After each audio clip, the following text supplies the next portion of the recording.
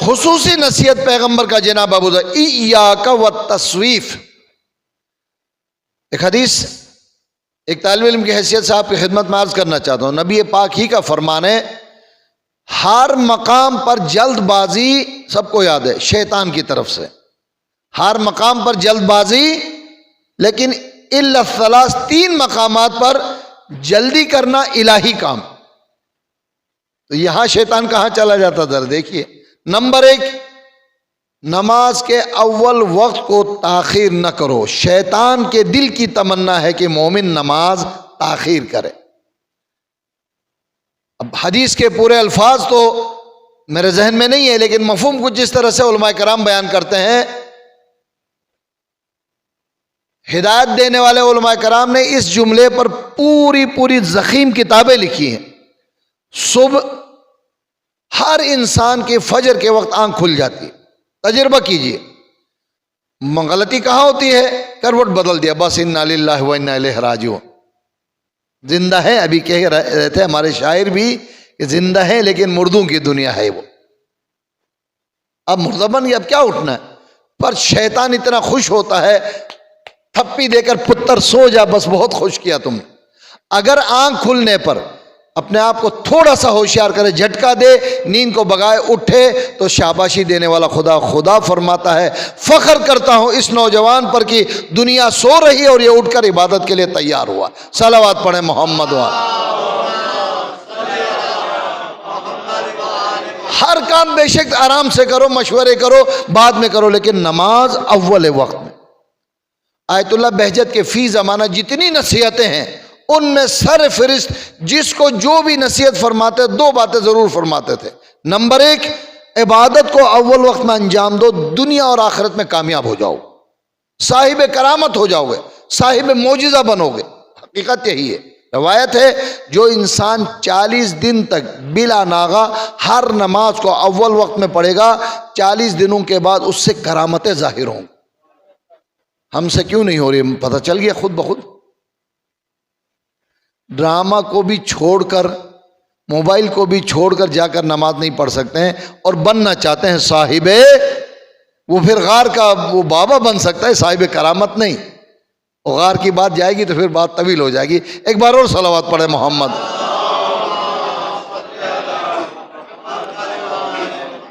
اور دوسرا، آیت اللہ بہجت، جو کچھ دین کے بارے میں جانتے ہو اس پر عمل کرو۔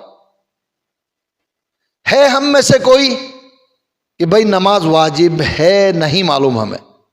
نہیں، مسلمان کی کیا بات، کافر کو بھی پتہ ہے کہ مسلمانوں پر نماز واجب ہے۔ پیغمبر نے تو فرمایا ہے مسلمان اور کافر میں جو فرق ہے صرف نماز ہے۔ قرآن نے کہا اقیموا الصلاۃ ولا تکونوا من المشرکین، نماز قائم کرو، نماز کو چھوڑ کر مشرک نہ بنو۔ اور کیا حکم ملے؟ لہذا جو حکم دین کے حلال و حرام کے بارے میں جانتے ہو اس پر عمل کرو۔ کوئی ایسا حکم نہیں جو مسلمان حلال و حرام کے بارے میں نہیں جانتا۔ بہت مشکل ہے، باس ناراض ہوتا ہے، گھر والی ناراض ہوتی ہے، لوگ کیا کہیں گے؟ اگر ہم ایسا کریں، لوگوں میں تو ایسا ہوتا ہے، لوگوں کو خوش کرو۔ جو بندوں کو خوش کرے خدا کو ناراض کر کے، اس کا ٹھکانہ جہنم ہے۔ جو خدا کو خوش کرے، چاہے لوگ ناراض ہوتے تو بے شک ہو جائے، ان کا مقام جنات عدن میں۔ اب اعلیٰ ترین افضل ترین مقام کا نام جنات عدن ہے۔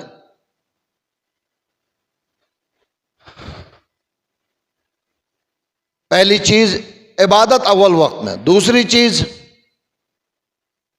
قرضہ جلد سے جلد ادا کرو۔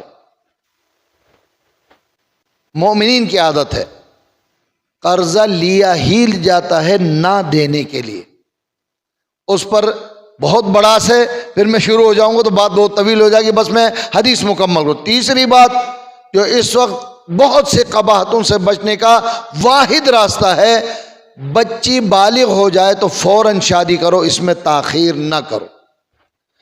اب اس میں یہ جملہ بھی ایڈ کروں آج کے بچے بھی کم نہیں ہیں، بالغ ہو جائیں فوراً شادی کرو، ورنہ پھر دوسروں کی لڑکیاں اغوا کرنا شروع کریں۔ اگر اغوا نہیں کریں گے تو کہیں لے جا کے پھر قتل کر دیں گے۔ روزانہ جو ہمارے پاس خبریں آتی ہے تو یہ لڑکیوں کے بارے میں کہا ہے ہمارے، تو لڑکیوں کے لیے رسول نے ایک اور وضاحت فرمائی ہے جو لڑکوں کے بارے میں آپ کی خدمت میں عرض کروں۔ انشاءاللہ آپ تمام حضرات کے ذہن میں صرف میرا کام یاد دہانی ہے۔ کیوں جلدی کروں یا رسول اللہ؟ اگر کوئی سوال کرے، رسول فرماتے ہیں میں کہتا ہوں اگر پھل درخت پر پک جائے، پکنے کے بعد کہنے کچھ دن اور رکھو، بس سڑ کر گرے گا، خراب ہو جائے گا، اور کچھ نہیں ہوگا۔ لہٰذا وقت آنے پہ شادی کرو تاکہ عزت بھی بچ جائے، ناموس بھی محفوظ ہو جائے، اور آپ کی ذمہ داری بھی بر وقت ادا ہو جائے۔ عبادت، قرض اور شادی اور بہت ساری باتیں ضمنی طور پر ہو سکتی ہیں۔ اے ابو ذر، نیک کام کو انجام دینے میں ٹال مٹول سے کام نہ لو۔ بیٹے کی شادی کے لیے کہتے ہیں ابھی اپنے قدموں پر کھڑے تو ہو۔ 15 سال سے کس کے قدموں پر کھڑا ہے؟ آپ کے قدموں پر کھڑا ہے۔ یہ ایک اصطلاح بن گئی نا، اپنے قدموں پر کھڑے ہو، پیسے کمائے، گھر بنائے، گاڑی لے، تب شادی ہوگی۔ جب تک تو پتہ نہیں کتنی قباحتوں سے گزرے گا وہ نہیں معلوم۔ اسی طرح سے خصوصیت سے کہا دنیا کی باتوں سے زیادہ آخرت کے معاملے میں ٹال مٹول سے کام نہ لو۔ کیا اردو اصطلاح صحیح بولوں تو تائید کیجیے گا۔ آج کا کام کل پر مت ڈال۔ جب ہم اسکول میں ہوم ورک کرتے تھے، استاد بار بار کہتے تھے آج کا کام نہیں کرو گے کل کا کام بھی جمع ہو جائے گا، کل بھی نہیں کرو گے پرسوں کا کام بھی جمع ہو جائے گا، ترسوں بھی نہیں کر 3 دن۔ جو بندہ ایک دن کا کام نہیں کرتا وہ 3 دن کا کام کیسے کرے گا؟ پھر ایک دن کیا ہوگا؟ امی کو بیوقوف بنانے کے لیے گارڈن میں وقت گزار کے آئے گا، اسکول جائے گا ہی نہیں۔ اس کی ایک عام مثال، آج کا کام کل پر مت ڈال۔ ہم سب انسان ہیں، نیند آ گئی، صبح نہیں اٹھ سکے، اگر نیند کی وجہ سے نہیں اٹھ سکے نماز قضا کرنے کا گناہ نہیں ہے۔ ایک فریضہ ضرور ہوتا کہ جتنی نمازیں قضا ہو گئی ہیں فوراً قضا، 2 رکعت نماز ہے اسی دن قضا کرو۔ اگر آج کی صبح قضا ہو گئی، آج ہی قضا کی، اگلے دن کچھ ہوا نہیں، اگلے دن کا کام کرو۔ اس حدیث میں جملہ کہا کہ جیسا عمل آج کرنا چاہتے ہو آج ہی کرو، کل کا انتظار نہ کرو۔ اے ابو ذر، کسی نے کل دیکھا ہی نہیں ہے، اور دیکھا تو بہت تلخ دیکھا ہے۔ ایک دن 2 رکعت نماز قضا ہو گئی، 2 دن، 3 دن، 4 دن، 5 دن، 50 مرتبہ صبح کی 2 رکعت نماز قضا ہو گئی۔ کتنی رکعتیں ہو گئی؟ 2 پڑھی نہیں جا رہی تھی، اب 100 رکعت پڑھو۔ پھر ایک وقت آتا انسان ہاتھ پیر پھول جاتے ہیں، چھوڑو یار بعد میں جب بوڑھے ہو جائیں گے تب دیکھ لیں گے، جوانی میں تو نے تلوار نہیں ماری، تیر نہیں ماری، اور اب بوڑھے ہونے کے بعد کرو گے۔ آج کا کام کل پر مت ڈال۔ اسی حدیث میں 4 جملے میں 5 جملے پچھلی مرتبہ سرسری طور پر بیان کر چکا ہوں، بات آئی اسی پر میں بات کروں اور آپ سے اجازت چاہوں۔ اے ابو ذر، اپنی حیات کو موت پر غنیمت جانو، موت آنے کے بعد کچھ نہیں کر سکو گے۔ اپنی صحت کو بیماری پر غنیمت جانو، امیری کو فقیری پر غنیمت جانو۔ ہے نا، حج کی بات کی تھی، واجب ہو جائے بر وقت ادا کرو، ورنہ بعد میں غریب ہونے کے بعد بھی شریعت حکم دیتی ہے کہ بھیک مانگنا پڑے جاؤ اور فریضے کو ادا کرو۔ کہاں ہزاروں میں بات تھی، اب لاکھوں میں بھی ممکن نہیں ہے۔ اگر جس نے آسان وقت میں، سستے زمانے میں اگنور کیا ہے تو آج تو مصیبت ہے اس کے لیے۔ لہٰذا ابو ذر کی نصیحتوں کے بارے میں مزید سلسلہ جاری رہے گا۔ پروردگار نے مجھے آپ کو توفیق دی، انشاءاللہ کچھ باتیں عرض کروں گا۔ بات آئی ہے جب کبھی دین کی خدمت کا موقع ملے تو کبھی سستی نہ کرنا۔ اگر اس سلسلے میں کوئی ہمیں نظر آتا ہے تو کربلا والوں سے بڑھ کر کوئی بہترین مثال نہیں۔ کیا ان کے بچے نہیں تھے، ان کے گھر والے نہیں تھے، ان کے اہل و عیال نہیں تھے، ان کا کاروبار نہیں تھا، سب چھوڑ کر دین کی خاطر حسین ابن علی کے ساتھ قربانی دینے کے لیے آمادہ اور تیار ہے۔ جانچنا، پرکھنا، امتحان لینا۔ شب عاشور کا واقعہ ہے، ایک مرتبہ سب کو جمع کیا، مولا غازی عباس کے ذریعے سے حکم دیا کہ مولا کچھ بتانا چاہتے ہیں، جمع ہو جاؤ۔